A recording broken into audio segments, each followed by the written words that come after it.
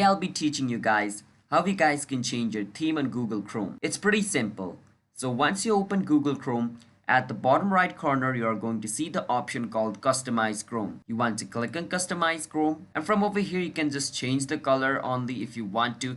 But if you want to change the theme in itself, you can click on Change Theme, and it's going to show you tons of theme available over here.